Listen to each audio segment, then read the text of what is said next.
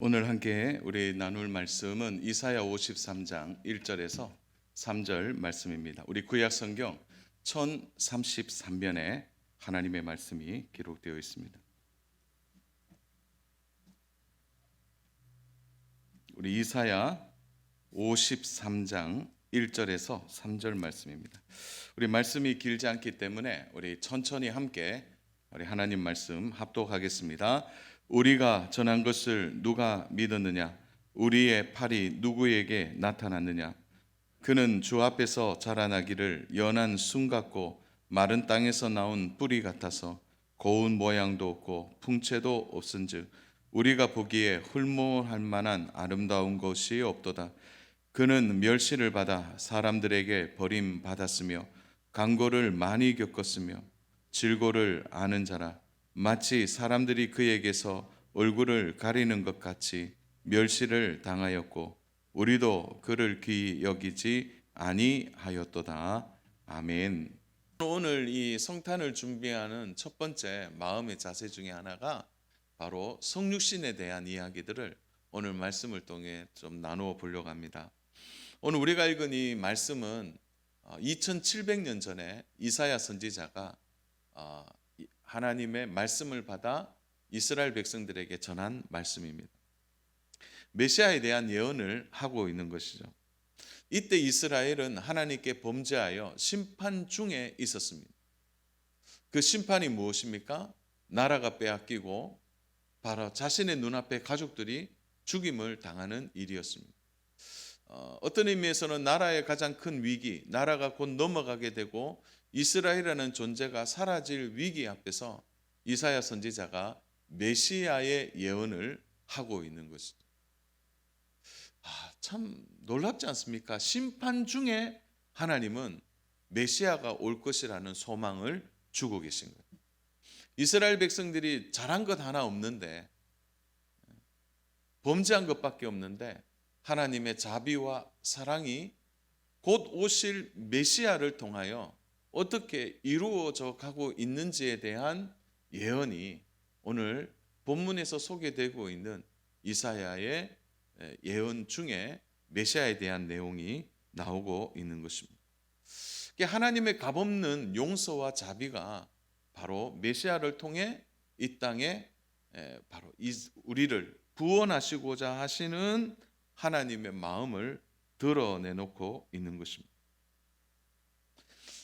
철저하게 육적이고 혈통적인 이스라엘이 이제 메시아가 오게 되면 영적 이스라엘로 변화될 것을 말씀해 주고 계신 것입니다. 자, 그 영적인 일이 무엇입니까? 그리고 그 영적인 일을 위해 주님이 어떻게 이 땅에 오신 것입니까? 자, 하나님이신 그분이 육신의 몸을 입고 이 땅에 오신 것. 그래서 우리가 이제 성육신이라는 말을 하게 되는데요. 2절과 3절에 보면 그분이 이 땅에 오실 때라는 표현 가운데 그는이라는 표현이 바로 메시아 그 분을 지칭하고 있는 말씀으로 보게 되는 것입니다. 하나님이 직접 우리를 위해 하신 일은 그를 이 땅에 내어 보내는 일입니다. 사랑하는 여러분, 기독교의 출발이 다른 종교의 출발과 다른 점은 바로 여기에 있는 것이죠. 보통 다른 종교는요, 신과의 만남을 위해서 두 가지의 중요한 일을 해야 성립이 됩니다. 그 하나가 바로 이 도덕성이죠. 신을 만나기 위해 그 사람은 철저하게 도덕적인 사람이 되어야 되는 거예요. 또 하나는 무엇입니까? 치성을 다해야 되는 거죠. 우리로 말하면 정성을 다해야 되는 거죠.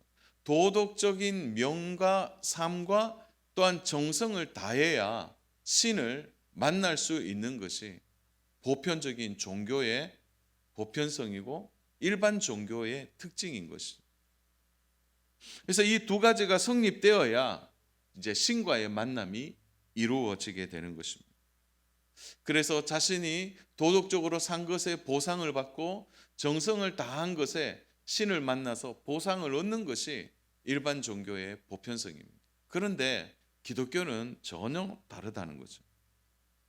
도덕성과 정성, 치성은 인간의 편에서 해야 하는 그 일에 대하여 기독교는 관심을 갖고 있지 않습니다. 오히려 기독교는 이렇게 얘기하죠. 하나님의 목적, 하나님의 계획, 그 하나님이 직접 목적을 갖고 계획을 세우시고 그 하나님의 의지로 인간을 구원할 방법을 하나님 스스로 찾아서 우리에게 오신 것입니다. 거기에 인간이 해야 할 일은 하나도 없는 거예요. 인간이 무슨 도덕성을 갖고 인간이 무슨 정성을 받아서 하나님이 감동해서 이 땅에 하나님의 아들을 보내주셨다. 애당초 그것이 성립되지 않는다는 거죠. 그것이 기독교와 일반 종교의 가장 큰 차이입니다. 오늘 본문의 배경이 그렇잖아요. 범죄하여 심판 중에서도 하나님은 그들을 향하여 소망의 메시지를 주고 있는 거예요. 범죄에서 나라가 무너지고 모든 것이 끝이 나는 그 순간에 메시아 소망을 주고 계신 것입니다. 사랑하는 여러분, 그 하나님이 스스로 우리를 구원하시기 위해 찾아내신 방법이 무엇입니까? 그것이 바로 우리에게 구주를 보내어 주시는 것입니다. 그를 우리의 구원자로 이 땅에 보내셨다는 거죠. 그래서 누가복음 2장 11절은 우리들에게 이렇게 증언합니다. 같이 읽겠습니다. 오늘 다윗의 동네에 너희를 위하여 구주가 나셨으니 곧 그리스도 주시니라. 너희를 위하여 구주가 나셨다는 거예요. 그 너희는 어떤 자들입니까? 범죄하고 어떤 자들입니까? 하나님을 배반한 자들이었어요. 죄를 물 먹듯이 먹고 죄의 공장에서 태어나서 죄를 짓는 너희를 위하여 구주를 보내실 이 방법을 우리 하나님께서 찾으셨다는 거예요. 바로 우리를 위하여 그 구주를 보내주신 거죠. 구주라는 뜻이 무엇입니까? 구원자라는 뜻 아닙니까? 그런데 사랑하는 여러분, 이 구원자는 우리와 완전히 동떨어진 구원자가 아니에요. 그는 신이고 우리는 피조물이라고 말하는 신과 인간 사이에 그 경계가 건널 수 없을 만큼 넓고 깊고 또 도저히 건너갈 수 없는 것으로 이 땅에 구주로 오신 것이 아니라는 거죠. 마태복음 1장 23절을 우리 눈여겨보십시다. 같이 한번 읽겠습니다. 보라, 처녀가 잉태하여 아들을 낳을 것이요 그의 이름은 임마누엘이라 하리라 하셨으니 이를 번역한즉 하나님이 우리와 함께 계시다 함이라. 그는 우리의 구원자로 이 땅에 오셔서 우리와 거리를 두고 우리와 전혀 다른 삶을 사신 것이 아니라 임마누엘 하셨다는 거예요. 우리와 함께 하셨다. 그 구주가 우리와 함께 하기 위해 임마누엘로 이 땅에 오셨다는 거예요. 그래서 성류신에는 두 가지의 중요한 사실을 잊어서는 안 됩니다. 바로 구원자, 또 하나는 임마누엘이. 그분이 우리와 함께 하시는 거예요. 함께 하셔서 우리를 구원하신 것입니다. 사랑하는 여러분, 이것을 믿으십니까? 근데 이 성류신의 놀라운 사건은 우리에게요, 이미 구원이 이루어진 것을 의미합니다. 왜 그렇습니까? 하나님의 아들을 이 땅에 보내시는 하나님의 진정성은 절대 구원이 실패할 이유가 없기 때문에, 하나님이 찾으신 방법은 하나님이 하시기 때문에 절대 실패할 수 없는 일이라는 거예요. 그래서 이미 우리 구주가 이 땅에 오실 때 천사들은 이미 찬송하고 있습니다. 어떻게 찬송합니까? 누가복음 2장 13절 14절입니다. 우리 같이 읽겠습니다. 호련히 수많은 천군이 그 천사들과 함께 하나님을 찬송하여 이르되 지극히 높은 곳에서는 하나님께 영광이요 땅에서는 하나님이 확보하신 사람들 중에 평화로다 하니라. 아멘. 사랑하는 여러분, 예수 그리스도가 이 땅에 오신 것이 하나님께 영광입니다. 동시에 땅에서는 바로 그 사실을 믿는 모든 사람들은 평화를 얻게 되는 거예요. 이 평화가 뭡니까? 하나님과 화목을 이루게 되는 거예요. 놀라운 일인 것이죠. 사랑하는 여러분, 그래서 이 성탄의 기쁨 중에 하나가 바로 이것입니다. 나를 위해 구주가 성육신하셔서 이 땅에 오셨다는 거죠.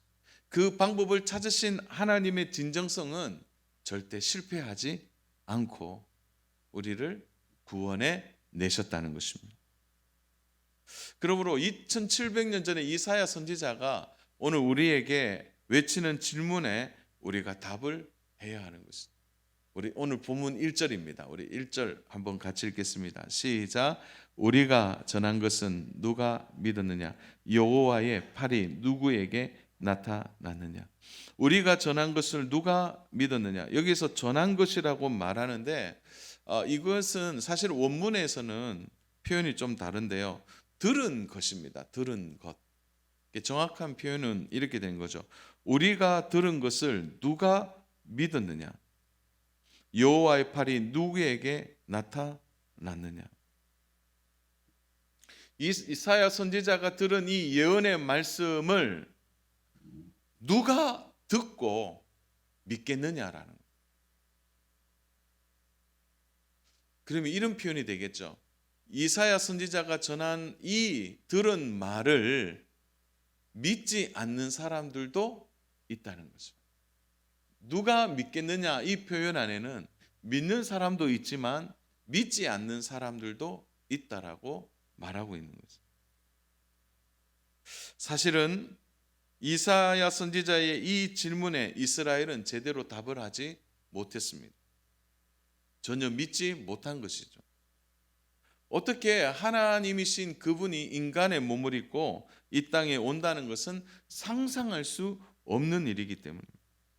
그래서요, 사랑하는 여러분, 자연스러운 이성으로는요, 이 사실을 믿을 수 없는 겁니다. 오늘 우리가 사용하는 이성으로는 하나님의 아들을 이 땅에 보내시는 그 하나님의 마음을 다 알 수 있느냐? 그렇지 않다는 거예요.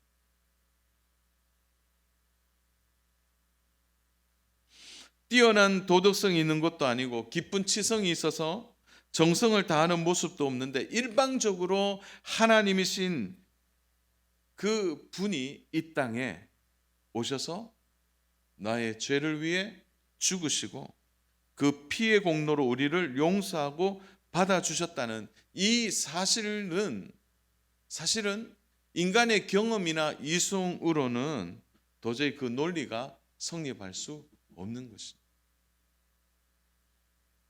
근데 오늘 우리가 믿고 있습니다. 오늘 이사야 선지자가 이 들은 것을 누가 믿겠느냐 이렇게 말할 때 이스라엘은 말할 수 없었지만 오늘 영적 이스라엘 백성인 우리는 아멘이라고 말할 수 있게 되는 거죠. 이것은 자연스러운 이성으로 된 것도 아니고요. 이것은 어떤 우리의 여러 가지의 경험을 통해 우리가 믿는 것도 아니라는 거죠. 이게 가능한 일은 하나입니다. 그것은 누구든지 믿음이 아니고서는 이 사실을 믿을 수 없는 것이죠. 내가 그분의 영광을 위해 산 적도 없고 내가 그분을 위하여 뭐 기쁘게 한 일도 없는데 나를 위해 그분이 죽으시고 나를 위해 자신의 몸과 그리고 자신의 모든 피를 쏟아 나를 구원해 주신 것.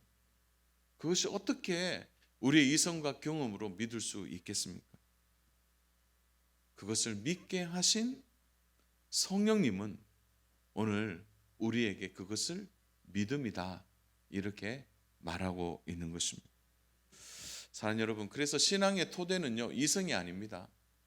신앙의 기준은 경험도 아니에요. 이성도 한계가 있고 경험도 제한적인 거죠. 그러나 믿음은 전혀 다른 문제라는 사실입니다. 사랑하는 여러분, 오늘까지 우리의 신앙생활을 할 수 있도록 이끈 동력이 뭡니까? 그 이성이었습니까? 경험이었습니까? 아니잖아요. 바로 하나님을 믿는 믿음이었습니다. 그것은 이성을 뛰어넘는 일이고 경험을 뛰어넘는 일이라는 거예요. 누가 이 성류신의 사건을 이성으로 논리적으로 설명하겠습니까? 하나님의 품에 들어가서 하나님의 마음을 끄집어내어서 누가 이 성류신을 아주 체계적이고 논리적으로 아무리 설명한다 할지라도 그 설명으로 자신이 설득된다 할지라도 믿음의 문제는 또 다른 문제가 되는 것입니다. 믿음은 이성으로 이해할 수 없는 것을 받아들이는 것입니다. 그래서 에베소서 2장 8절 말씀을 우리가 봐야 됩니다. 우리 같이 읽겠습니다. 너희는 그 은혜에 의하여 믿음으로 말미암아 구원을 받았으니 이것은 너에게서 난 것이 아니요 하나님의 선물이라. 믿음이 은혜에 의해서 믿게 된 것입니다. 주 안에 사랑하는 여러분, 정직하게 자신에게 답해 보세요. 오늘 내가 예수 그리스도의 속류신, 그분이 나를 위해 이 땅에 오신 것이 믿어지십니까? 그것은 하나님의 은혜입니다. 이성과 논리와 감정이 아니에요. 경험이 아니라는 사실. 하나님은 이성으로 이해할 수 없는 것을 받아들이도록 하나님을 믿는 믿음을 우리에게 주셨습니다. 그 믿음이 오는 것이 하나님의 은혜의 통로라는 거예요. 사랑하는 여러분, 오늘 우리가 성육신을 믿게 된 이 일은요, 작은 일이 아닙니다. 아기 예수님이 이 땅에 오셨다는 것을 우리가 고백하는 일은 절대 작은 일이 아니라 이성과 경험과 감정을 뛰어넘는 위대한 하나님의 은혜의 선물로 우리가 믿게 된 것입니다. 그래서요, 이 사실만으로도 우리가 이 믿음이 있다는 것을 기억하셔야 합니다. 사랑하는 여러분, 하나님을 믿으십니까? 그러므로 하나님을 믿기 때문에 하나님이 하신 일을 우리가 믿는 것이죠. 우리가 살아가면서 많은 경험들을 하게 됩니다. 특히 이제 사람과 사람 사이의 관계 속에서 우리는 이런 관계가 주는 것으로 신뢰하느냐, 신뢰하지 않느냐를 판단하게 되는 거죠. 예를 든다면 이런 것입니다. 평소에 신뢰할 수 없는 사람인데 그 사람이 나에 대하여 또 나에게 와서 이야기를 하는데 아무리 사실을 얘기해도, 아무리 그것이 진실인 이야기를 한다 해도 우리는 이미 무엇을 갖고 있습니까? 그 사람에 대한 선입견을 갖고 있기 때문에 사실이 사실이라 하더라도, 그것이 현실이라 하더라도 믿고 싶지 않는 것이 오늘 우리의 마음인 것이죠. 왜 그렇습니까? 그 사람 때문이라. 성경은 이사야 선지자를 통해서 우리 하나님이 어떤 분이신가를 분명히 말씀해 주셨습니다. 사랑하는 여러분, 성류시 사건이 때로는 믿어지지 않고 하나님의 아들이 이 땅에 오셨다는 것이 믿어지지 않는다, 그렇게 생각한다면 우리의 근원을 다시 생각해 봐야 하는 것입니다. 사랑하는 여러분, 하나님은 진실하신 분임을 믿으십니까? 하나님은 우리를 향하여 거짓말을 하실 수 없는 분인 줄로 믿으세요? 그렇다면 그 하나님을 신뢰한다면 하나님이 오늘 이사야 선지자를 통해 우리에게 전해주는 이 사실, 바로 메시아가 이 땅에 오실 것이라는 이 사실을 우리는 받아들이게 되는 것입니다. 사랑하는 여러분, 그게 믿음이에요. 하나님을 믿는 믿음인 것입니다. 사랑하는 여러분, 유대인들이 왜 그리스도를 받아들이기 어려웠을까요? 딱 이유는 하나입니다. 근원적으로 그들은 하나님을 신뢰하지 않았기 때문에. 하나님을 신뢰하지 않기 때문에 하나님이 말씀하시는 계획도, 하나님이 보여주시는 그들을 향한 선명한 구원의 그림도 그들은 믿지 않는 거예요.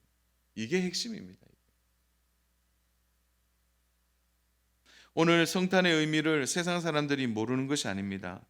중요한 것은 그들은 하나님을 신뢰하지 않기 때문에 성탄의 그 기분만 낼 뿐이지 성탄의 가장 중요한 의미는 그들이 믿음으로 받아내지 못하는 것입니다. 제가 최근에 잠깐 그 TV에 해외 이제 그 토픽에 관련된 것이 나오는데요. 그러니까 세계에서 가장 큰 트리, 성탄 트리가 아예 산에다가 대형 트리를 한 거죠. 뭐 어마어마하죠. 산에 조그마한 산이지만 그 산 전체가 대형 트리니까 그걸 점등하는 시기 있었는 것을 방송하더라고요. 근데 제가 인터뷰를 들으면서 깜짝 놀랐습니다. 성탄 트리에 불이 들어오고 사람들이 축제를 즐기고 즐거워하면서 인터뷰를 하는데 어느 누구도 아기 예수님에 대한 이야기를 하지 않습니다. 성탄의 기쁨, 그 성탄이 주는 즐거움, 기껏 이 성탄을 통해 세상이 평화로웠으면 좋겠다. 주제가 빠져 있어요. 주제가. 아마 이 방송을 보신 분들이 있을 겁니다. 아기 예수님에 대한 얘기를 전혀 하지 않아요. 기독교적 배경이 있는 그 나라에, 초대교회가 왕성했던 그 나라에, 기독교를 나라의 아주 공적인 것으로 인정했던 그 나라의 후손들이 더 이상 아기 예수님을 이야기하지 않아요. 사랑하는 여러분, 그러므로 성탄의 의미는 오늘 하나님을 믿고 신뢰하는 성도에게만 주어져 가고 있는 것입니다. 또 우리가 한 가지 여기서 말씀을 통해 봐야 할 것은 예수님의 성육신을 믿지 않는 것은 바로 하나님을 신뢰하지 않는 것과 동시에 자신들이 생각한 군주와 영웅의 모습으로 이 땅에 예수님이 오신 것이 아니라 연약한 모습으로 오셨기 때문에 그들은 따르지 않고 믿지 않았던 거죠. 우리 2절을 보겠습니다. 그는 주 앞에서 자라나는 연한 순 같고 마른 땅에서 나온 뿌리 같아서 고운 모양도 없고 풍채도 없은즉 우리가 보기에 흠모할 만한 아름다운 것이 없도다. 믿음이 아니고서는 그 연약한 대로 오신 구주를 믿을 수 없는 것입니다. 비범한 출생, 위대한 육체의 영웅의 출생이 아니라는 거예요. 그러니까 믿을 수가 없는 것이죠. 그들이 생각하는 이성 가운데 그들이 생각하는 메시아는 그렇게 오시면 안 되는 것입니다. 거친 강보에 쌓여 가장 연약한 아기의 모습으로 이 땅에 오신 아기 예수님이 어떻게 인류의 구주가 되겠느냐라는 거예요. 그것은 이성과 경험으로는 믿을 수 없는 것입니다. 예수님께서 이 땅에 살아가는 모습조차도 바로 유대인들에게는 믿을 수 없는 거죠. 왜냐하면 매일 집합이고 연약한 대로 고난을 당하셨기 때문입니다. 그래서 이사야 선지자는 어떻게 말합니까? 고운 모양도 없고 풍채도 없다고 말하는 거예요. 사람들이 보기에는 그 어느 하나 신뢰할 만한 아름다운 것이 없다는 것입니다. 그러니까 유대인들이 도저히 받아들일 수 없는 것입니다. 주 안에 사랑하는 여러분, 그럼에도 불구하고 2700년 전에 이 예언과 그리고 2000년 전에 오신 이 예수님에 대하여 우리가 바로 구주로 믿고 또 아기 예수님을 우리의 구원자로 믿는 이 일은 오늘 우리가 매우 특별한 믿음을 가졌다는 증거 중에 증거가 되는 것입니다. 연약한 모습으로 오신 예수님을 믿지 않는 수많은 사람들 사이에 그 아기 예수님을 믿는 믿음은 하나님의 은혜인 것이죠. 오늘 우리가 믿는 이 믿음으로 주님께 나아가는 것은 얼마나 큰 은혜 중에 은혜라는 사실을 믿으셔야 합니다. 오늘 아기 예수님을 보면서도 구원자라고 믿지 않는 사람이 대부분입니다. 연약한 예수님을 그들은 하나의 인간으로 보았지 그 성육신하신 하나님으로 보지 않기 때문입니다. 그러므로 성탄의 진정한 의미를 알 수 없는 것입니다. 사랑하는 여러분, 말씀을 정리합니다. 오늘 그 예수님이 이 땅에 오셔서 귀신을 쫓아내고 병자를 고치시고 하나님의 말씀을 전하셨지만 그의 마지막은 어떠했습니까? 우리 3절 말씀 같이 한번 읽겠습니다. 시작. 그는 멸시를 받아 사람들에게 버림받았으며 강고를 많이 겪었으며 질고를 아는 자라. 마치 사람들이 그에게서 얼굴을 가리는 것 같이 멸시를 당하였고 우리도 그를 귀히 여기지 아니하였도다. 우리를 구원하시기 위해 이 땅에 오신 하나님의 아들 예수 그리스도는 이렇게 버림을 받고 고난을 받고 질고를 받고 사람들로 인해 버림을 받았습니다. 그러나 그분을 우리가 믿고 그분을 의지하는 자에게는 비참하고 무능한 모습으로 끝나지 않고 하나님 편에서 대속의 은혜를 보이사 그 부활의 영광을 믿는 성도들에게 보여주셨다는 것입니다. 사랑하는 여러분, 어린 양의 작은 모습이지만 그분이 인류를 구원하실 메시아로 오늘 이 땅에 오신 것입니다. 사랑하는 여러분, 성탄절날 참 기쁘고 즐거운 것도 사실이고 또 행복한 것도 사실입니다. 그러나 동시에 하나님의 위대한 사랑과 능력이 아주 초라한 한 어린 양의 성육신 안에서 일어난다. 그 일어나서 오늘 우리에게 다가와 구원의 은총을 베풀어 줬다는 이 사실을 우리가 가슴으로 받고 믿음으로 받고 신앙으로 받는 일이 성탄을 보내는 우리의 마음의 중심이 되어야 될 줄로 믿습니다. 사랑하는 여러분, 어린 양을 누가 좋아하겠습니까? 업신당하는 그 어린 양이 우리를 구원하셨다는 이 사실 앞에 우리가 성탄을 정말 믿음으로 준비하는 귀한 시간들이 되었으면 좋겠습니다. 성육신은 모든 신앙의 기초이고 여기서부터 우리의 믿음이 시작하게 되는 것입니다. 성육신하신 예수님을 사랑하는 여러분, 두 손 들어 환대하고 그 아기 예수님을 기쁨으로 맞이하고 기쁨으로 성탄을 준비하고 하나님께 나아가는 저와 믿음의 성도님 되시기를 주님의 이름으로 축원합니다.